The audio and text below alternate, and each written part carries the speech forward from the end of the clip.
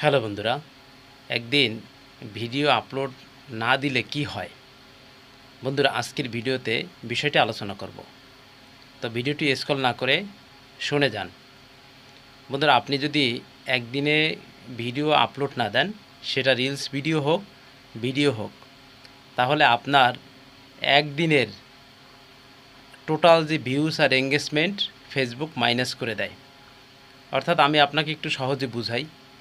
আপনি প্রতিদিন 4টা রিলস ভিডিও অথবা 2টা রিলস ভিডিও অথবা একটা রিলস ভিডিও অথবা একটা ভিডিও আপলোড দিতেন, 5টা থেকে 6টা আপনার পোস্ট আপলোড দিতেন, ওরকম 2টা থেকে 3টা আপনি টেক্সট আপলোড দিতেন।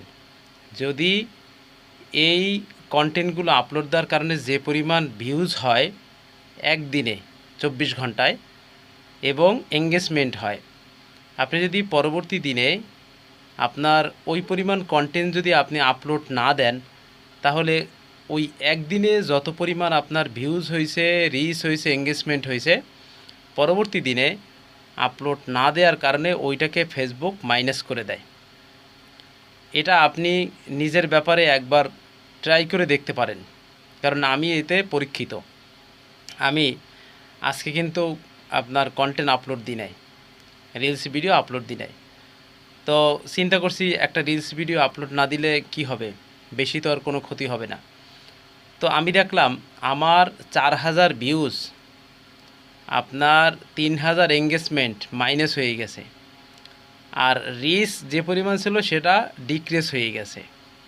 তাহলে বোঝেন, এই যে ডিক্রিজ হয়েছে আর ডাউন হয়েছে, এইটা উঠাইতে আমার আগামী 28 দিন লাগিয়ে যাবে। মানে আপনার 28 দিনের কষ্ট, 28 দিনের যে মানে আর্নিংটা, মানে রিচ আর্নিং, ভিউজ আর্নিং, এরপরে এঙ্গেজমেন্ট আর্নিং, ওটা আপনার টোটালটাই মাইনাস হয়ে যায় একদিন না দেওয়ার কারণে। পরবর্তীতে ওইটা আবার লেভেলে আনতে হলে আপনাকে আরও আগামী 28 দিন কাজ করতে হবে।